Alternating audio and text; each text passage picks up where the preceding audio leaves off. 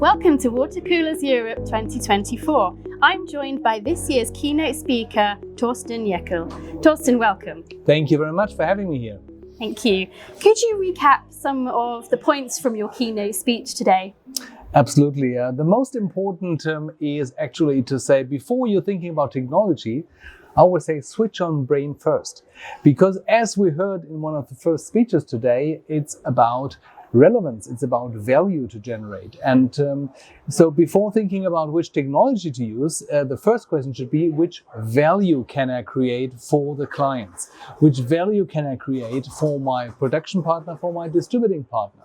So this is the number one question. Number two question is, when I know which value I want to have and which targets I want to achieve, which processes shall I then work on, and how then technology can help? So that should usually be the first question. I always say switch on brain first and then technology. And relevance always beats flamboyance. And then when you know this way, then you can also go the other way around and say, which new technologies are emerging and how can we make use of new technologies, like with AI in customer service, for example. Okay, thank you. You spoke a lot about artificial intelligence. What are some of the key areas where AI can make a real difference in the workplace? Yes, there are millions of areas actually. The nice thing is during the conference we asked for the most relevant work cases for the industry, and the one which was named by far the most was customer service. Because the main issue you have is that incoming customer service is coming to people and they always have to answer to the same questions. And they get bored. And that leads to suboptimal customer service because the customer sense that they are bored. And artificial intelligence can extremely help in answering those questions that are coming all the time, again, from the clients, from this side.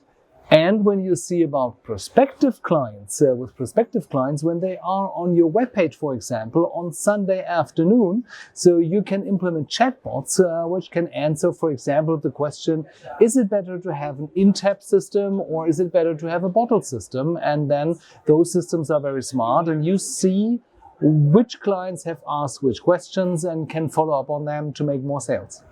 Thank you. Thinking about the water coolers market specifically, how can this industry make better use of technology and AI? I think number one should always be to say, what is the bottleneck to more success? So when, for example, the bottleneck is to get clients, then it's probably a good idea to say, how can I attract more clients? What I, on the other hand, hear very much more often is to say the problem is to get people.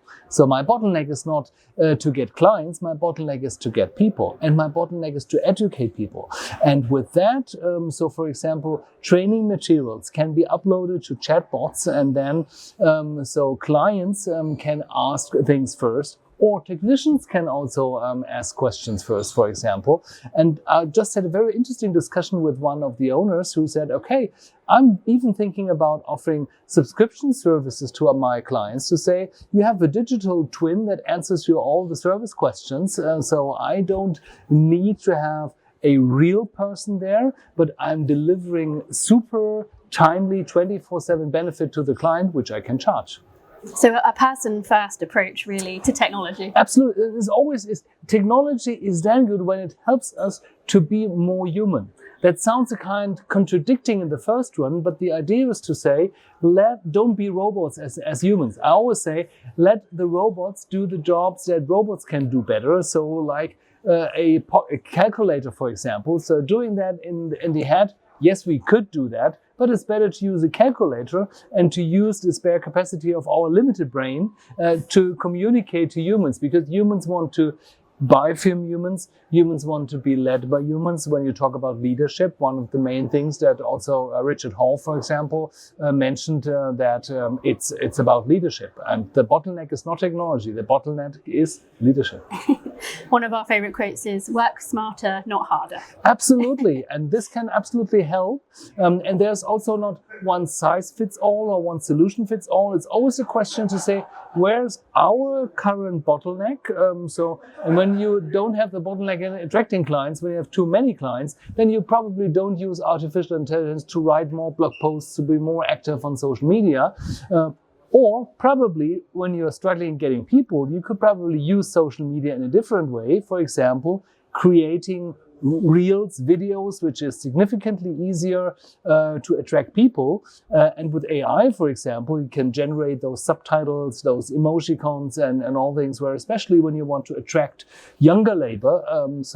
This is much more efficient than just giving in regular announcements and printed things in newspapers. Thank you. And what impact do you think AI will have on the decision-making process in the water coolers industry? That's a very good question. In the finance industry, there are the first companies who have one member of the board, which is an AI. Mm-hmm. And even in I think it doesn't replace the management, but I think a lot of also water cooler companies have probably a board.